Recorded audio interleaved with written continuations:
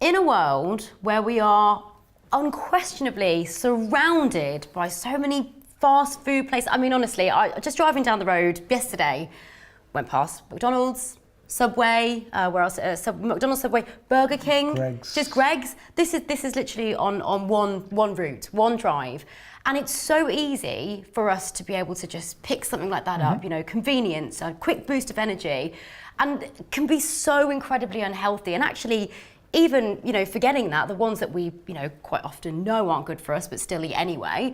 We try to do our best to eat healthily, and certain foods are packaged in a way that make us think that they're actually good for us and they're going to give us the nutrients that our bodies not just deserve but actually physically need. And even then, you turn over the packaging and on the label, carbohydrates, sugar, all this artificial, modified, sugar-loaded nonsense that is making it so, you can see my passion here, it's making it so difficult for us to actually be healthy. Yep. So, I mean, Steve, the question is, do you believe that we are poisoning ourselves? And actually, dare I say it, do you believe that we might be poisoning our children as well? Strong word. Crikey, let me think. Are we poisoning ourselves? Are we poisoning our children? Well, excess sugar in the body, if we don't use it as energy, we have to get it out the bloodstream, and we create insulin to get it out the bloodstream. We store it as fat because, sugar in the bloodstream is a poison. So in a sense, if we're feeding too much sugar to our kids and to ourselves, in a sense we are poisoning ourselves. But the body has a defense mechanism. It takes excess sugar, which is a poison, and it drives it into our fat cells, especially around the stomach. Because it can't leave it in the bloodstream. It's either got to use it, so either got to store it as what we call glycogen, which it stores in the liver and the muscles, but we can only store a certain amount of that, and then any excess sugar above that gets put into the fat stores. So I like the fact you've just talked about the things that most people start to realise now, too much bread, too much, you just talked about all those big fast food places. Let's talk in this show, though, about hidden sugars, right? So most people now know that drinking too much fizzy pop and soda water and eating too much candy and sweets and cakes, we know aren't great for us. But I want to talk about hidden sugar, because this is where I think we're going very much wrong with our children. I think this is where we're going very much wrong as a nation, is we're consuming too many carbohydrates. And what people need to understand, that all carbohydrates inside the body turn into sugar. Carbohydrates are nothing more than an energy source. So when we talk about vitamins and minerals that we need, we get nearly all of them from proteins and from fats. We don't get them from carbohydrates, because carbohydrates pretty much just break down into sugar. So you know about sugar as in sugar, too much, so that's not good for you. But what about if we talk in a minute about, does bread turn into sugar in the body? And when does it turn into sugar? Does it turn into sugar straight away, or does it take hours?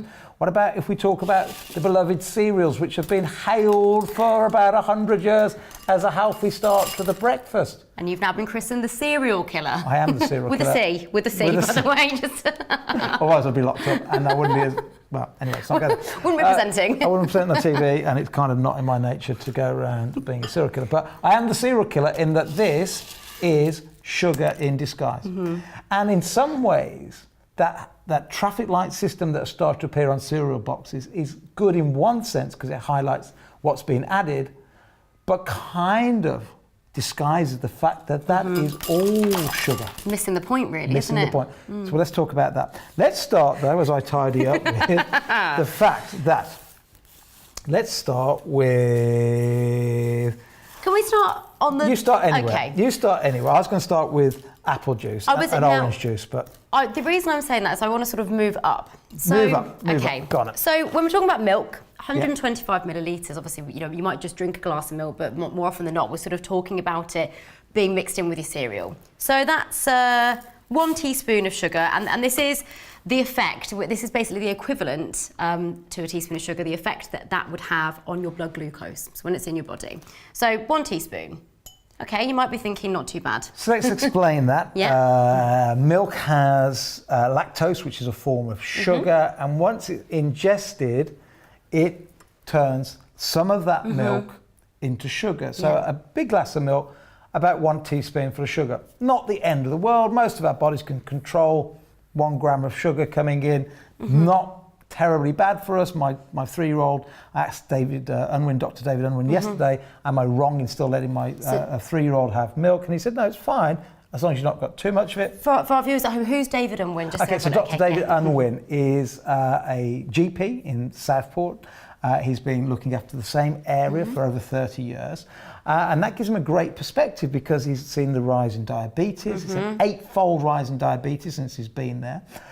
He's also the cross-party advisor on diabetes, so Labour, Conservative. He advises the whole government on diabetes and what to do about it. He sits on so many boards. He's also the NHS Innovator of the Year, so there was #1 Doctor of the Year 3 years ago.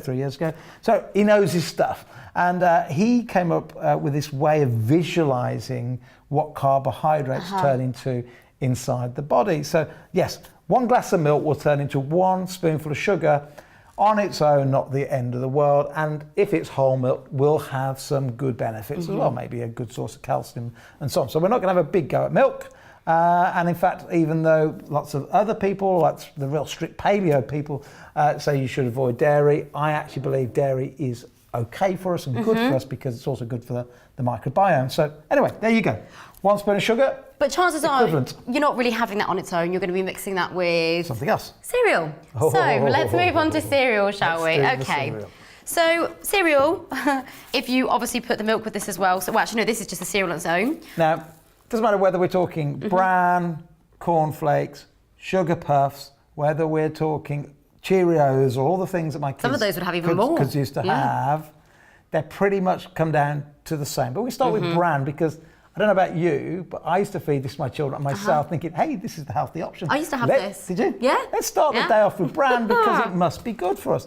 And don't get me wrong, there are some things in there that are good. There's some fibre in there that's good for us. There might be a few little nutrients that are semi-good for us. But did you know, pretty much instantaneously, that bran hits your stomach, that it turns into sugar? How much sugar does it turn into? 3.7 teaspoons to be precise when it comes to...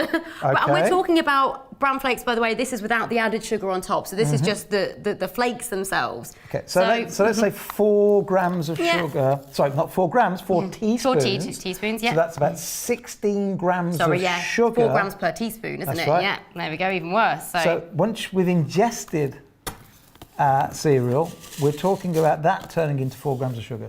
Lovely. Yeah, well, no, 3.7 teaspoons, so even worse. 15, 16 grams of sugar. There we go. On one of the healthiest cereals you would probably imagine. There we go. In fact, I'll pop it next to the milk. There we go. There's your cereal there. Okay. Yeah. There's your healthy cereal with your milk, which we start our kids' days off with, all turning into sugar pretty much as soon as we've consumed it. But perhaps you prefer toast. Perhaps just 1 slice. We're not even going to go with 2. Okay. 1 slice of toast. In fact, I'm going to add it to this bowl. This shocked me, by the way. It doesn't matter whether we're talking white bread, brown bread. This is shocking because, we used to consume so much bread in the house. We do. And typically, wouldn't you say that you quite often think that brown bread's healthy? So when they come round when you're at a restaurant, they say brown or white, and you go, oh, I remember I used to go, I'll have brown bread. It was sort of like, well done to me. It's slightly less unhealthy, put it that way. Yeah. It's like brown rice, it's slightly less. Only slightly. Full of sugar than white. What I was really saying thank you and congratulating myself on was 3 teaspoons, 4 grams each of sugar. Thank you for my healthy brown bread. Here's the thing with bread. When does bread start to convert into sugar? Pretty much in the mouth. The enzymes in our saliva, they start to break down bread into sugar immediately. And Dr. David Unwin was saying that one of the big problems when he sees tooth decay in really young kids, some parents coming in and go, my little Jill, she doesn't have sugary sweets, she doesn't have fizzy pops. Why has she got tooth decay? Yeah. How much bread does she eat? Lots. Oh, well, maybe we need to look here. The enzymes in our saliva break down bread into sugar almost immediately, can also cause tooth decay. But you've just said 3 teaspoons full of sugar in 1 slice of bread. And just 1 slice, and that's without you putting anything on top of it. So it depends also what try and you avoid spread. bread. Again, if sugar, if you're slender completely, and you've got no excess weight, then all these things are fine. Your body can cope with sugar. The only problem is, so I've got 5 young children. You could argue, well, they can have as much sugar as they want, much bread as they want, as much pasta, rice, and anything that turns into sugar because they look great. What we don't know yet, and science doesn't know yet, is how damaging that is to our metabolism in the long term. We're looking at also cancer rates of 1 in 2 people in Great Britain alive today are going to be diagnosed with cancer at some stage. Those statistics and figures are horrific. They've come out of nowhere. Used to be 1 in 20 people would get cancer, or 1 in 2 that are alive today. Cancer research saying we're going to get. Ridiculous. So are we setting ourselves up for a disaster in the future? So that's why my kids have to minimise their bread intake. Cereals are a no, a little bit of milk. But you haven't gotten to the biggest shock yet. Well, no, I was actually going to ask you about this. So was it Jessie that you said, your daughter, that was at the dentist, and they said, oh, do you feed Jessie sweets or sugary stuff? And you were like, no. And what does she have in the morning? What was it? Was it apple and orange juice? No, it's mainly orange juice. Okay. But the figures we're about to show for apple juice, orange juice are pretty interchangeable. So orange juice and apple juice, as a parent, I used to think I'm doing great for my children because this is full of goodness. It must be all those antioxidants. Yeah. It must be full of juice. It's a fruit. It's from a fruit. It's got to be good for you. It must be good. It's one of your 5 a day. But of course, when you juice as opposed to blending's slightly different because at least you get the fibre and all the goodness in there.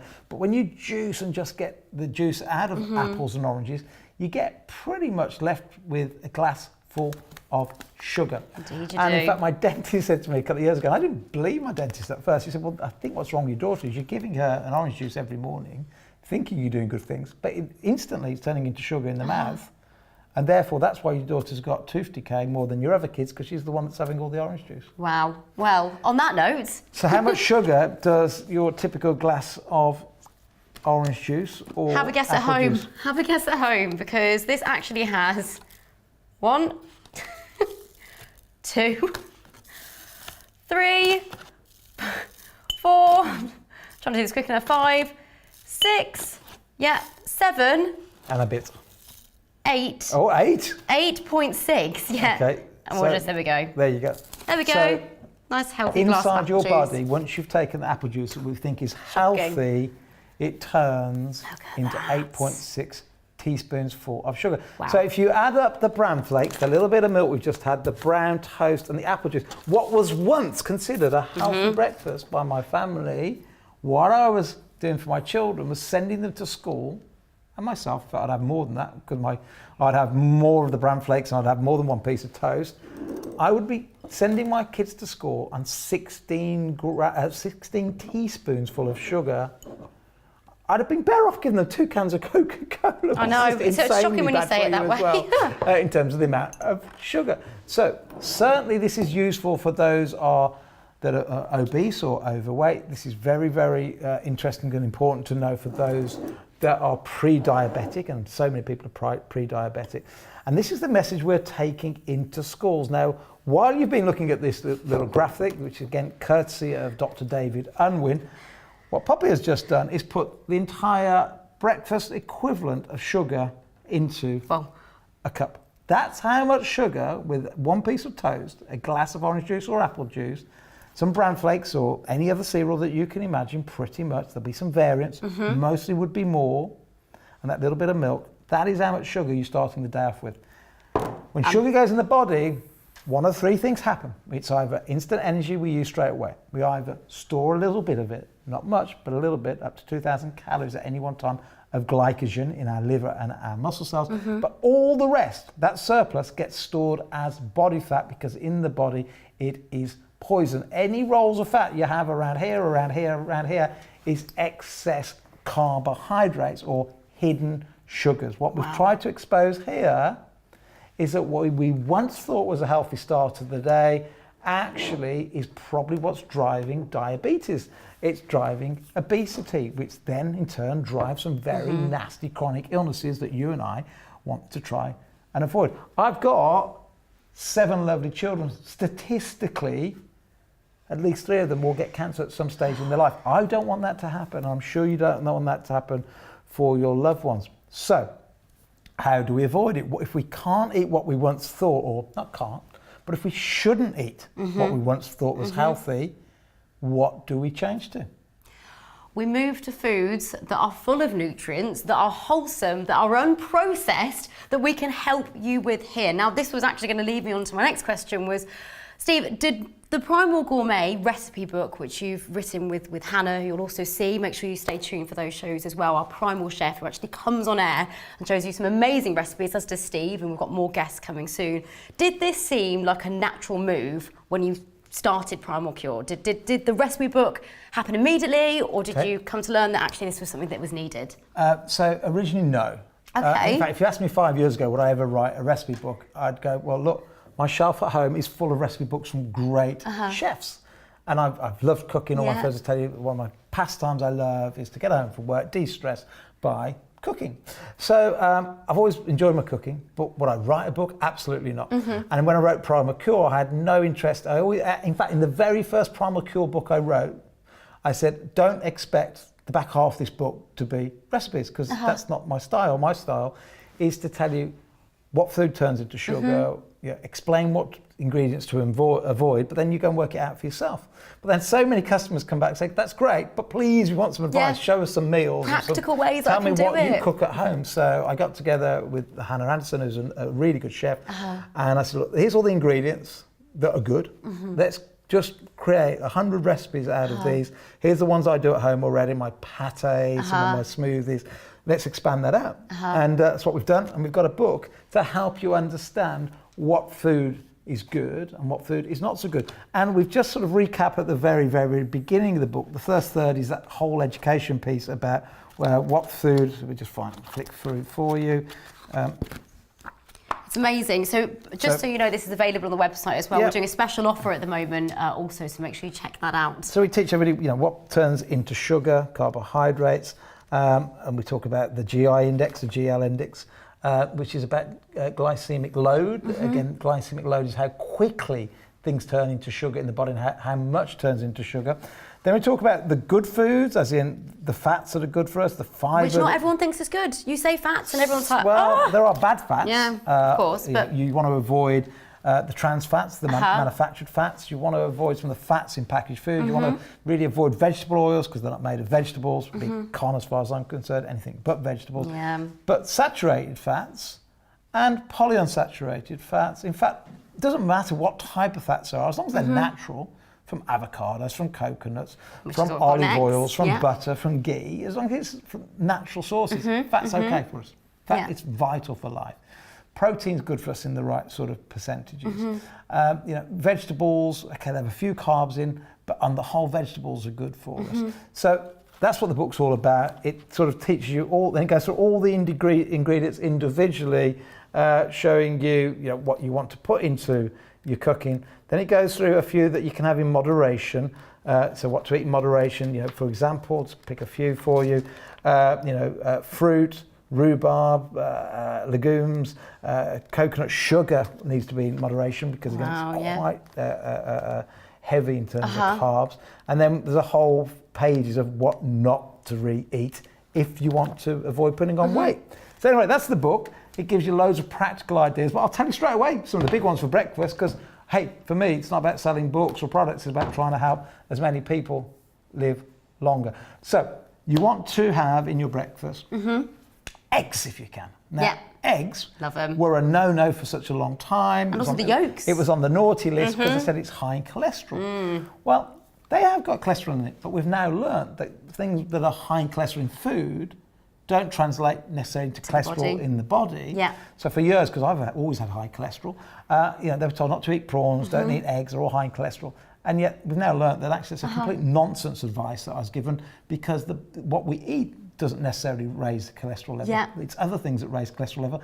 And then there's a whole school of thought now, and you speak to many doctors, Dr. Malcolm Kendrick in particular, that actually high cholesterol isn't as big a problem as we used to think it was. In fact, without cholesterol, you and I wouldn't be alive today because the membranes of our cell walls would be just a blob of jelly. We'll be Mr. Blobby if we didn't have cholesterol. So we need cholesterol. Doesn't sound good. So eggs are a great way to start the day. It's the number one thing consumed in the Bennett household every single morning. Amazing. The number one I love thing them. That it's easy to do.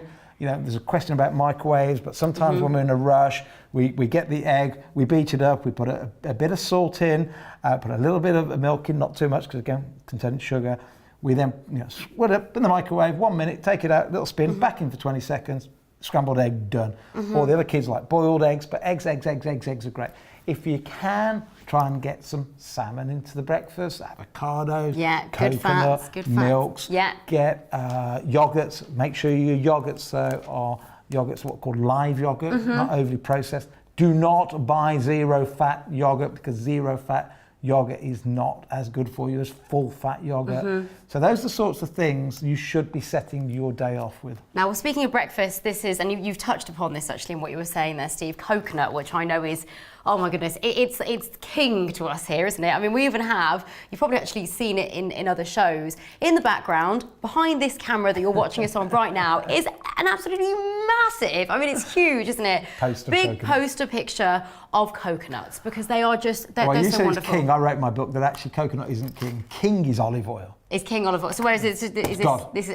And I'm quite religious, but I think God is a coconut oil. I mean, it's unbelievable. When it comes to your food, and I say that in jest, of course, because I go to church a lot. But coconut oil is probably the one number ingredient in the Bennett household for. I put it in my coffee to give me a good shot in the morning of wholesome fats. We do it in nearly all our cooking. We cook in it. I mean, there's some foods you don't use coconut because it's quite flavoursome. So some will use olive oil.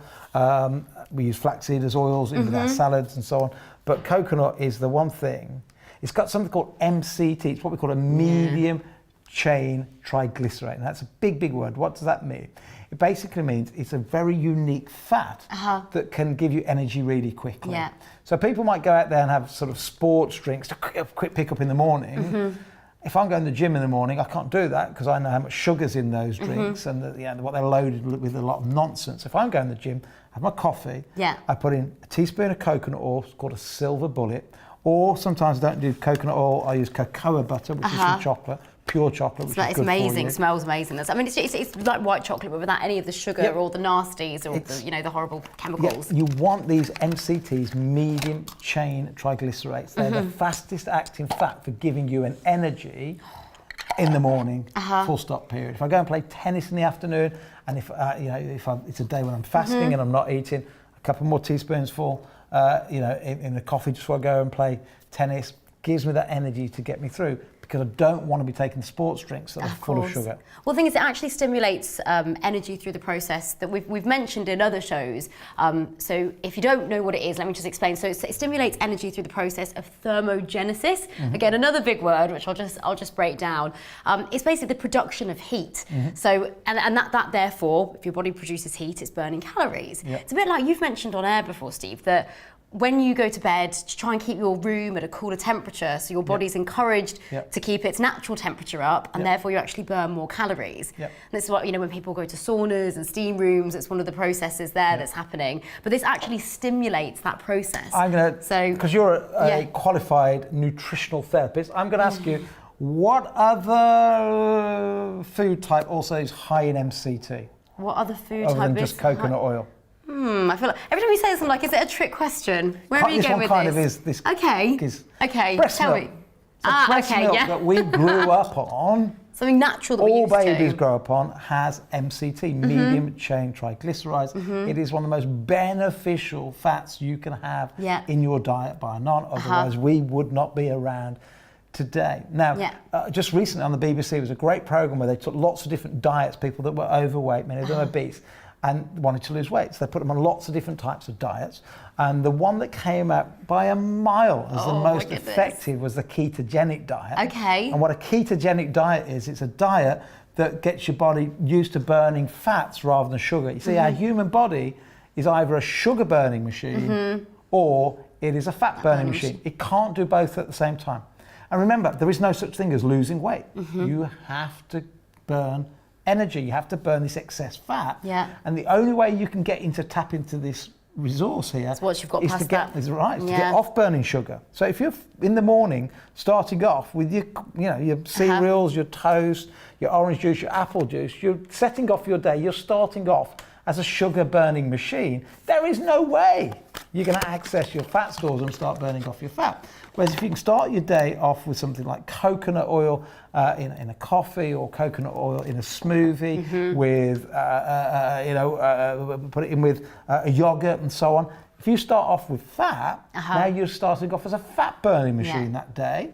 And then when you go hungry, you start consuming. I mean, this is like any weight around here. It's like an energy stores. I always say this is like having loads and loads of protein bars and chocolate bars and food around, strapped to your stomach, just waiting. Just carrying it round. Yeah, this is a snack store, right? Waiting to be accessed, but you can't access it if you start your day off with cereals, bread, toast, and apple juice. You just can't get to it. It's I'll put it another way. It's a bit like your body's either like a car. It's either burning petrol or it can burn diesel, but it can't flick from one. You need some modifications to happen to get from one to the other. It's a bit like a hybrid car in another way, which is maybe a better way of describing it. So hybrid being it works maybe off petrol and electricity. You want it to work on electricity because it's kind of free, but the problem at the moment, you're stuck in that burning of fuel, that sugar, because that's what we're starting the day off with. And the reason I'm attacking days, and that's why on my other non-profit company, healthdaddy.com, we're working with schools to change breakfast clubs. We're trying to start the day off as much as we can, avoiding as much carbs, especially with kids that are overweight or already diabetic. Second you see a child that starts to be overweight, you've got to look at breakfast first. You've got to get them starting the day consuming fats, because fats don't turn out as fat. It's the carbohydrates that turn to fat. This is the thing, you quite often think, you're sending yourself off or your children off on the right foot. You're saying, right, here you are, setting you up for the day. Don't leave on an empty stomach. I know that's something my mum used to say to me. Well, just eat something. Eat something. I mean, does that sound familiar? And often you'll be giving them, or eating yourself, essentially sugar, but toast and bran flakes and apple juice and orange juice and cereal bars and things that actually aren't that good for you. When in reality, you could be incorporating something into your diet that can give you long-lasting energy, that's full of goodness and stable fats. And in fact, we've got Hannah Richards here, a nutritionist, very, very, very well respected in the industry, talking about coconut and the fats within it and just how good they really are. All fats, we need fat in the body to keep the cells stable. So when you take fat away from the body, the cell structure can become unstable. So I always think of looking at like, when people take away all this fat from their diet because they're so scared that they'll get fat by eating fat, there can become a slight instability to those people, a sort of a neuroticness. And that's because I think that their cells don't have the structure around them anymore that fat provides. Fat is one of the most essential things in the body and you can't really take it away. So we've swapped stable fat to unstable fats, and we've got these diets full of vegetable oils and seeds and nuts that create instability in the body, whereas supposed to give us stability. And so coconut oil, is a saturated fat that provides the cells with everything that they need. I mean, you hear it in that respect, and it just changes your whole perception. If you perhaps thought before, fat's not good for me, it's going to make me put on weight. And actually, in reality, it can potentially do the polar opposite, because it's giving you long-lasting energy and potentially, it does. Well, it does. This is the whole reason I started Primal Cure. Go back 2014. My wife says we're pregnant with the next baby. How many was that then? Number 7. Number 7. After a 7-year gap as well. So all the other children were like, wow. And I'm like, oh, crikey. That's great, because I love kids. I love having a big family. I'd hope so with that many. I love it, I adore it. But here's the problem, I was overweight. I was exercising a lot. I just walked to the North Pole the year before. Oh my word. I was exercising a lot, I was running marathons, and yet technically I was obese. I was 30% body fat. Even being so active? I was active like crazy. In fact, in some ways, the more active I got, the more carbohydrates I ate, the more low fat I ate, because that's what I was told by all my advisors at the time around me. Steve, go low fat, low fat. I did it, and I was obese. And I got so angry when I learnt the truth. I got a new personal trainer. He said, Steve, you're doing it all wrong. He said, actually, cut back on the exercise a little bit. It's because that's making you, we have this thing called homeostasis where if you overexercise, the body wants to get more energy and get the balance like this. And he says, cut down your exercise a bit. I want you to stop all this non-fat nonsense. I want you to cut down your carbohydrates. I went, oh, but pasta and rice, that's all good for me. It's the energy as well, He goes, no, I want you to stop eating all that because it's not worked for you for the last 10 years. In fact, more than that, I was fat for quite a lot of years, but for a long time, it hadn't worked. So I did that. I cut down, just as we saw on the BBC programme the other night, the ketogenic diet. I went pretty much ketogenic, although I added a few more things because I believe in dairy. And the weight just fell off, right? It's unbelievable. Do not fear saturated fats. It's been vilified for far too long. If they are natural fats, your avocados, your coconuts, they're natural fats from your meats. They're your natural fats that you get from olive oil. They are not the demon. Your body needs them. The devil is sugar, and if you are overweight or diabetic or pre-diabetic, the enemy isn't just sugar that you know is sugar, it's hidden sugars in your carbohydrates. You have to cut down your bread, you have to cut down your pasta, you have to cut, in a bowl of rice there is more sugar once it's converted in the body in a small bowl of rice than in a can of Coca-Cola, and Coca-Cola's my enemy, but it's even worse. Look at that, that's breakfast for you, that's breakfast. That's comparing the effect they can have on your blood glucose to a teaspoon of sugar, 4-gram teaspoon of sugar. You've got cereal, milk, toast, stay on that apple for a second. juice. So apple juice and orange juice is pretty much the same. So why do we give our kids orange juice? Because we want vitamin C. We think it's good for them. And of course, there is a slight element of goodness in that you're getting vitamin C. But you're sending your kids to school with around 8 teaspoons full of sugar if you're giving them an orange juice. And why are you giving them? Because you think it's something good. What's even better then, especially if they're overweight, especially if you're worried about diabetes, especially if you're worried about cancer, heart disease, it goes on and on. Rather than sending them to school on a orange juice, sugar, why not get hold of our effervescent orange tablets, where putting just one of these in a glass of water in the morning before the kids go to school has got the goodness of 5 or 6, 7 or 8 oranges. And nothing else in there. We're not looking at. This doesn't turn sugar. Sweeteners We've just taken, or this is just vitamin C. It's orange flavoured. But that takes a minute or so to fizz up. I've noticed these take a little bit longer, don't they, to normal ones. So we have I say normal ones. These are the normal ones. These are the ones we should be taking. So there are half a dozen, if not a dozen, manufacturers of very similar ones to us, but I've yet to find one that hasn't got added sugars or artificial sweeteners or starch. Now starch becomes sugar in the body, all starch. People go, oh, you need potatoes because they're starchy. Starch turns into sugar. Surely that's counterproductive then in other ones. So if they've... because they're saying it for vitamin C as opposed to overall health. They're saying, there's vitamin C, that's what it says on the tin, that's what you're getting. But there's other things in there that we know you shouldn't have. I'm not about selling you vitamin C. I'm trying to help you and those that you love live longer. It's the bigger picture as well. The bigger picture, So this is pure goodness in a glass. So don't have the vitamin, so don't have like an orange juice where you've got 6 or 7 grams, the tablespoons full of sugar in there once it's consumed. Take one of these, it tastes lovely, and you're setting your day off with loads more vitamin C than you'd get in the orange juice without the sugar. Amazing. I mean, to me, that seems like an absolute no-brainer. And just swap it out for what you would normally have. So if you are somebody that typically likes orange juice, apple juice in the morning, choose to have this instead.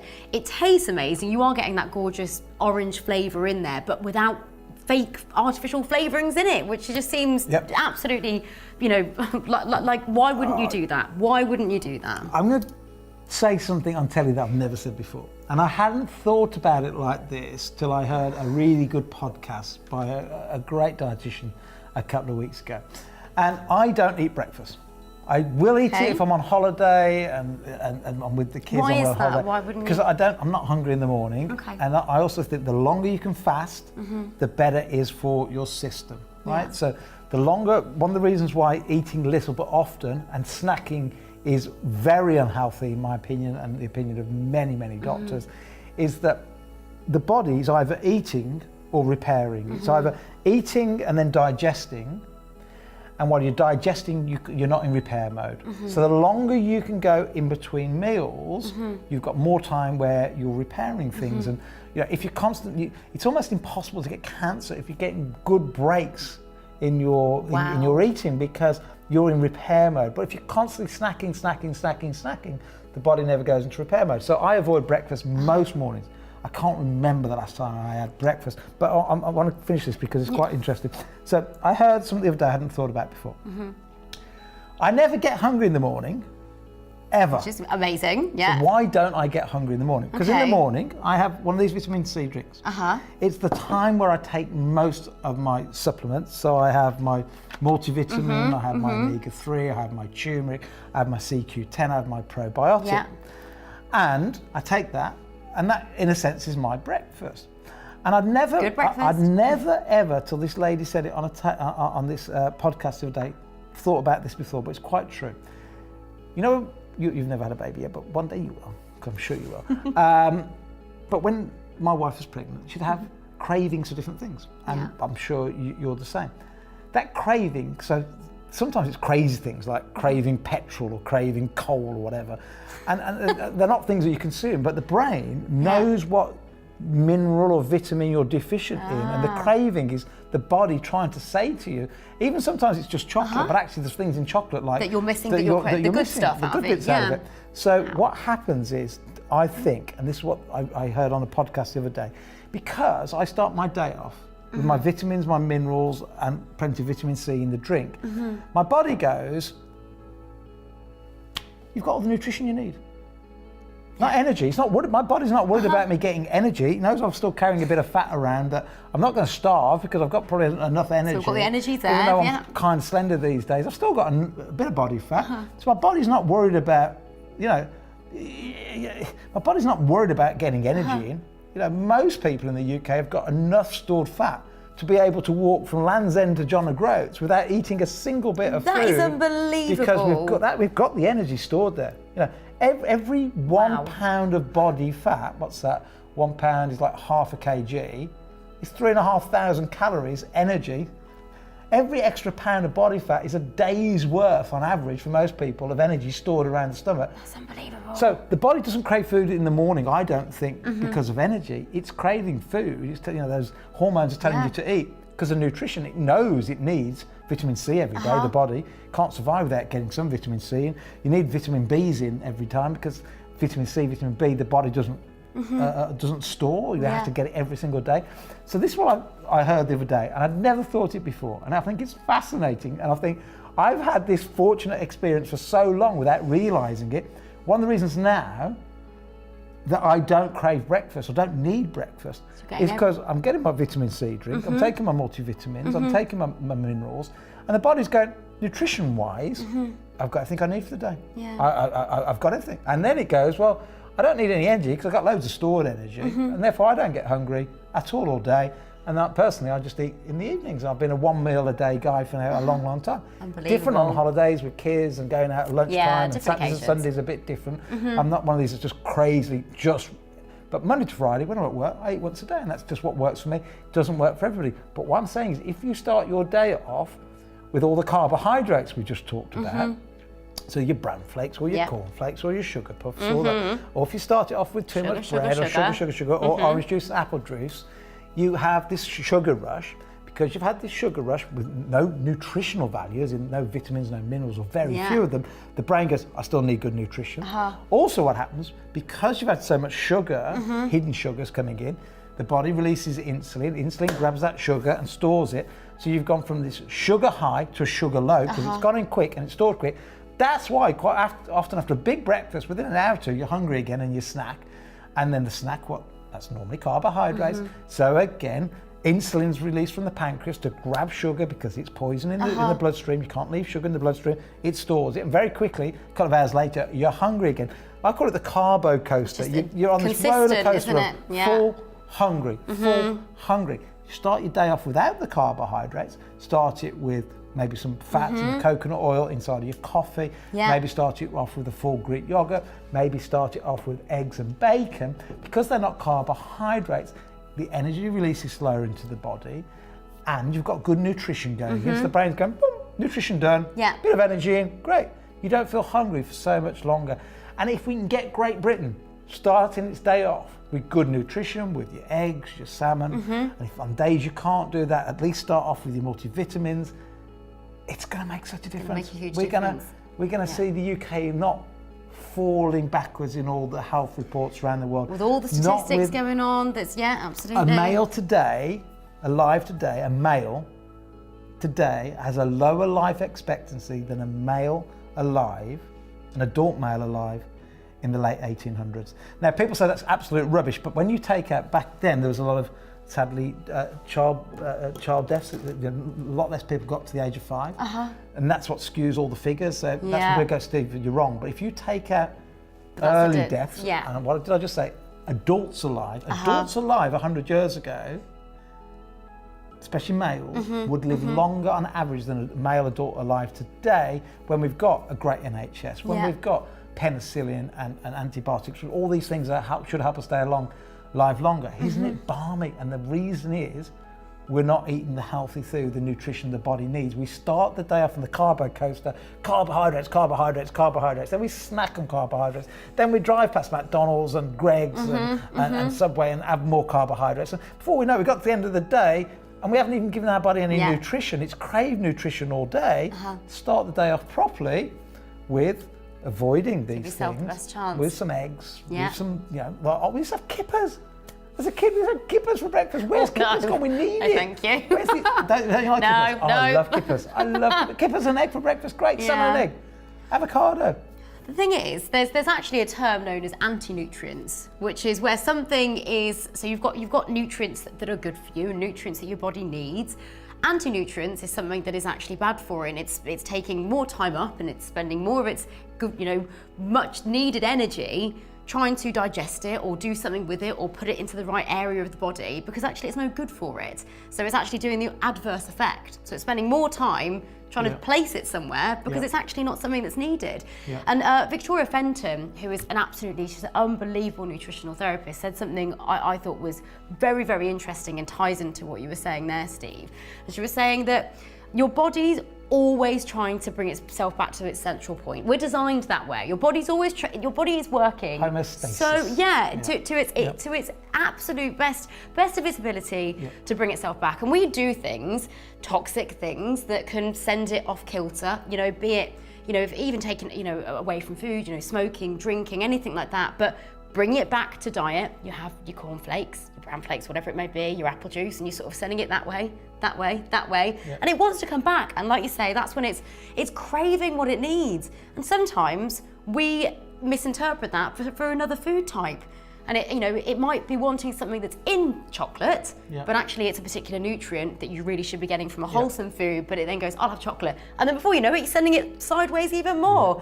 And then all of a sudden it's off screen and it's, but that's it. Your body is working so hard, and we need to do what we can to actually help ourselves and help our families, the people that we love and we care about.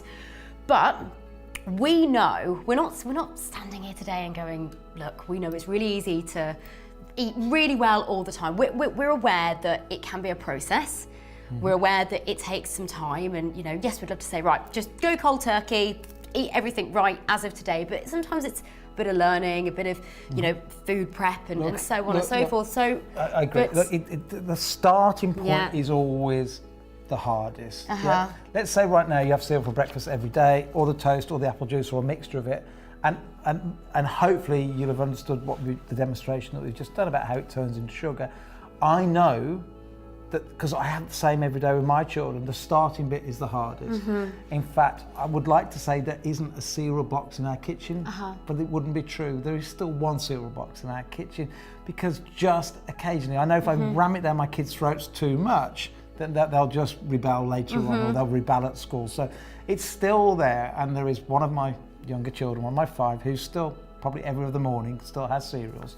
The rest are on their eggs, the rest are on salmon, the rest are on other things, and the yogurts that are good for them. That's brilliant in your house, and Steve. so on. But I still lose the starting bit is the hardest. But isn't it also hard to be overweight? Isn't it also hard to feel tired, and lethargic lack of energy all the time? So while I appreciate it's hard to turn that corner, and it is hard, because sugar and carbohydrates are addictive. In fact, if it wasn't addictive, we would never, in the old days, and talking primal days, in caveman days, we would have been wiped out as a species. You see, because if carbohydrates weren't addictive, we would have just taken one apple off the tree and that would have done it. But apples come in the autumn. Apples come in the autumn before the winter, when it gets harder to catch animals. Sense. We can't harvest food in the winter, certainly in Great Britain. So you go back sort of 1,000 years ago, 2,000 years ago, when the apples came, we had to eat and gorge on them. Store them internally. Yeah. There were no fridges, no freezers. We had to store it here.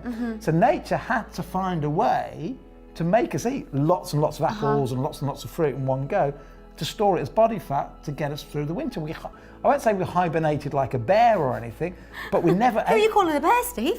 But we never were able to eat as much in the winter as we would in the summer, just because it was hard to catch animals. There was no fruit, vegetable around.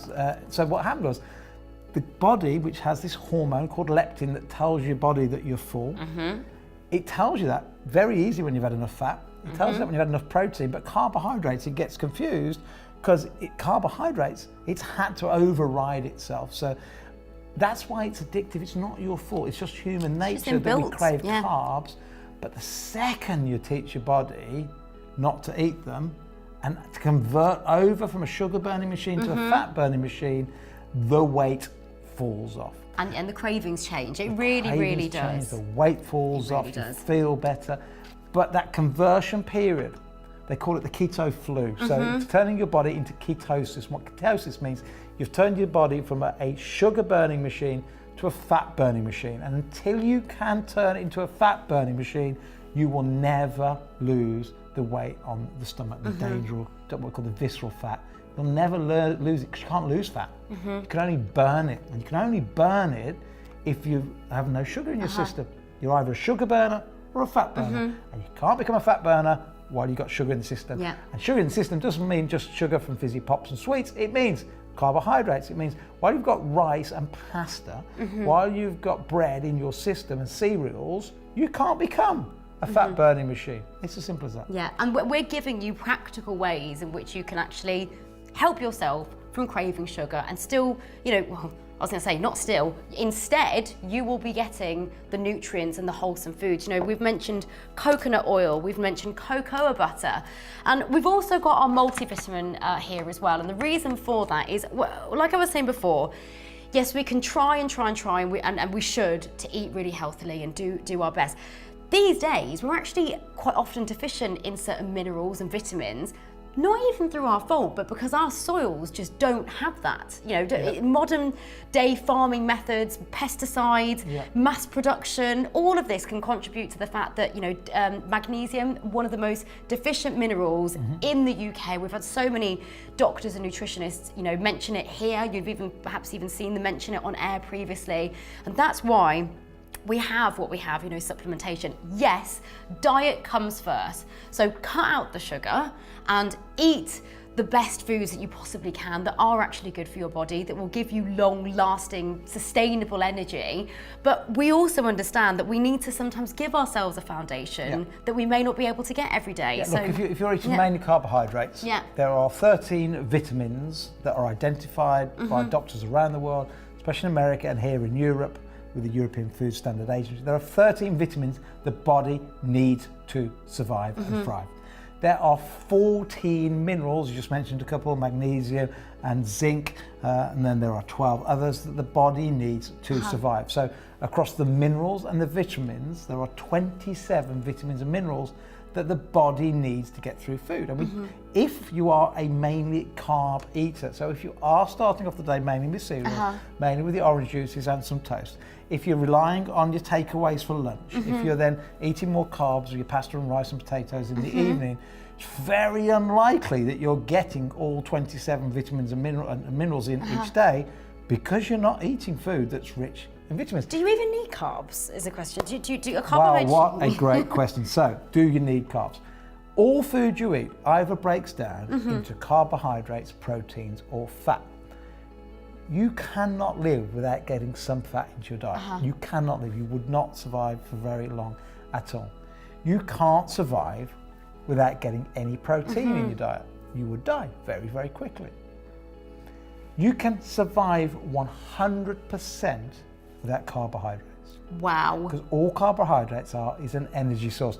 You look at Eskimos, right? Eskimos have virtually zero carbohydrates in the diet until they were westernized and those living on the fringe. But proper Eskimos, cut off from modern society, where there is no cancer, no heart disease, where there is no Alzheimer's and dementia, where they live very long lives, have virtually no carbohydrates whatsoever. The Inuits were the same. Up in the Andes Mountains, there are people living into their 100s and 20s and 30s. Eating lots of fish, eating lots of, yeah. It just goes on and on. So you don't need carbohydrates. There was a gentleman in America locked in, because people didn't believe him. He said, right, I'm going to do this experiment this way, because you don't believe I'd eat nothing but meat. He went with just one meat type, locked himself in hospital, so he had monitors everywhere to make sure he didn't cheat, and he went in hospital for a whole year and ate nothing but one meat type. And on every single measurement when he came out, blood pressure, fat percentage, on everything, his health had improved. Oh my without word. a single carbohydrate. Oh my goodness. So going from carbohydrates So you don't need carbs. It's just an energy source. It's a convenient energy source. I can't say I'm carb free, and I actually don't think you can become carb free, because there are carbs in some vegetables. Yeah, absolutely. What I'm trying to help you avoid is those carbs that are void of good nutrition, what we call the bland carbs. You've got to cut down on your rice, you've got to cut down on your pasta, potatoes, which are very starchy. All starch is, by the way, is sugar condensed, right? So all starch is, we talked earlier on, didn't we, that when we consume sugar or carbohydrates, it either gets used as energy straight away, or the liver converts some of it into glycogen, and glycogen is stored in the liver itself and the muscles. But at most, for the average sort of weight person, it's about 2,000 to 2,500 calories worth. And of course, once that's full, then all the rest of it has to get stored as body fat. But that glycogen in plants do exactly the same. But it's called starch. So when it doesn't need any more energy, the plant itself creates starch. So when we're eating starchy foods, they have a higher effect on the glycemic load on the body. In fact, they affect blood sugar levels quicker than table sugar. Wow. Say that again. Starchy foods can affect your blood sugar levels, which is dangerous, causes diabetes and so on and so forth, eventually, and obesity, more than table sugar. If you look at the glycemic load index, table sugar is not at the top, and the reason for that is table sugar is half glucose, half fructose. It's two sugars joined together, one glucose and one fructose. And of course, fructose never gets into the bloodstream because the liver turns it into body fat, into saturated fat. That's why you have glucose monitors. That's why we talk about glucose and diabetes and so on and so forth. But fructose doesn't end up in the bloodstream. That's not to say fructose isn't as bad sugar. In fact, in some ways it's worse, because we talk about saturated fat in our arteries. And pretty much, if you understand biology, the saturated fat in our arteries that can cause, obviously, problems with our heart comes from fructose, not the saturated fat we eat. Because the saturated fat we eat never goes to the liver, therefore that which we find in our arteries can't have come from saturated fat. Wow. It's called lipogenesis, or de novo lipogenesis, is where the body, the liver, turns fructose into fat. Yeah. So the point is this, that if you look at things like starchy foods, they have a higher spike, a quicker spike on the blood glucose level than even table sugar. Wow. And yet, what did I used to have when I was trying to eat weight? I'd go home, I'd have a baked potato and some baked beans on, which we now find out is full of sugar, thinking I'm doing myself good. And no wonder I was obese, yet I was trying to cut down my weight by doing what I was told was good for me. But it's what is the thing. That's why I was so angry, and that's why I launched Primal. Feel the passion. That's why I've launched healthdaddy.com, to try and help people realise you still make decisions yourself, and you're still going to have off days, and you're still probably going to have a box of cereal there at some stage, but the least we can use it, the more we can get to realising, let's get rid or right down on the carbohydrates. And when we do have carbs, let's make sure it's the carbs that come from our vegetables, not right from sources. juices, and not from cereals, and not from anything that's manufactured like pasta, rice and bread. And yes, they are highly processed So yeah, that's kind of where we're at. Do you know what? I think this show could have been the why did you start Primal Cure? And why did you? I really do. Look, as Steve has explained, this is exactly why we exist, because we're trying to help you and the people that you love live longer. So, swap out the sugar for healthy, stable fat that you can find in coconut oil, in cocoa butter. In fact, can we just do cocoa butter for a second?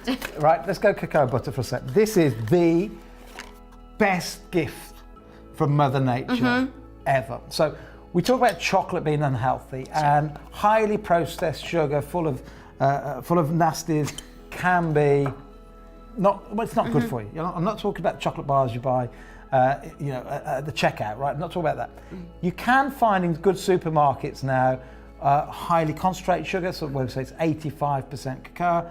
That's now starting to be good, healthy, because actually chocolate, real chocolate, raw chocolate, is healthy because it's full Great news. It's full of antioxidants. Yeah. This natural cacao white chocolate that we bring you wouldn't eat it as a chocolate bar. It's aimed to put in your smoothies. It's aimed to put in, and again, if you've got add it to recipes. If you've got our recipes, any sweets that you make, I add this to chili. So Yeah, I was going to say chili. Yeah. Nice little sweet flavour. This is chocolate from nature, but straight from the beans. So this is 100% raw chocolate, white chocolate. I can smell it from here. Amazing. I can eat this raw. I can put it in a coffee. It tastes great. I put it in a smoothie. It tastes great. A chocolate bullet. I mean, it just goes on and on. What is and a on. chocolate bullet for anybody that's watching? You get the recipe book, right? There are I can't tell you all. We've got like a couple of minutes left on the show. The chocolate bullet, the chocolate, everything you want to eat is here for you. But start your day off with good quality fats. I honestly believe that is one of the. There's a few things that shocked me when I went Primal. First of all, one of the best fruits you can have with the lowest concentrations of sugar is strawberries. And yet, I always thought because they tasted I always thought because strawberries tasted so sweet, they were full of sugar. There is very little sugar in strawberries. In fact, there's very little sugar in any of the berries, and they're full of antioxidants. Blueberries are great blueberries, for you. blackberries, strawberries, raspberries. They're some of the best fruits you can have. And don't get me wrong, I don't want to say for 1 minute that an apple or an orange is bad for you. If you're the weight you want to be and you just want an apple and orange and you haven't had much sugar already today, fine, that's absolutely great. They're a gift from Mother Nature. It's about limiting though and being aware of what you can use. It's just the point that I go, don't have a bowl of pasta and some bread or some rice and potato and then have an apple, because you're just adding more sugar to the problem of sugar overload. Yeah, absolutely. It's about being aware and actually knowing what we're putting into our bodies. And you again, just to reference back to our multivitamins, so we've mentioned stable fats in the coconut oil, the sugarless white chocolate that is cocoa butter, and the reason that we've mentioned the multivitamin in this show as well is so that you can give yourself the foundation of nutrients, vitamins and minerals that you perhaps aren't getting every single day. Your body needs them, but either because we're not eating enough of the right foods, or you might be deficient in something, you may not know, or the fact that you're eating good foods, but that food doesn't have enough of it in because of modern farming methods, etc., etc. This is a way of looking after yourself and the ones you love. And I didn't even really get to mention this, but this has been on screen. This is flaxseed oil. It's got omega-3, omega-6 and omega-9, all essential fatty acids that our body cannot make, but needs, and it's great for vegetarians. So I personally use lots of omega-3 oils. I take a capsule every single day. But if you're a vegetarian and you don't have fish oils, then have flaxes. If you ever see in the supermarket omega-3 rich eggs, you go, well, how can you have omega-3 rich eggs? What they've done is they've fed the chickens and the hens flax seeds. So the flax seeds are so rich in omega-3, the hens eat, the chickens eat it, they lay the eggs, and then you've got omega-3 rich eggs. And then we're reaping the benefits. Thank you to those chickens. Thank you to those chickens. Look, this might be a lot of new news to you today. If you've not yet read the Primal Cure book, go onto our website or speak to our call centre. I'm on the second edition of the Primal Cure book. We've dropped the price right down for you. It's much cheaper on our website. You can get it on Amazon as well, but get it from our website, Primal Cure. It's around 300 or 400 pages, jam-packed full advice around food, around exercise, around sunshine, about how much sleep you should get. It's a sort of holistic view on health, backed by so many doctors. The preface written by Dr. David Unwin, the foreword written by Dr. Malcolm Kendrick, and then great excerpts all the way through from Dr. Shan and Dr. Dan. Get hold of the Primal Cure book. If you've not read this book yet, I hope it helps change your life for the better. I hope for your family and yourself it puts you on the right track, because it is probably easier than you think to start living healthier, but we've been fed so many lies and so many mistruths by the big food industry, by the pharmaceutical industry. Even our own governments have got food wrong. Listen to the doctor's advice in my book. It's totally independent, and get your health back on track.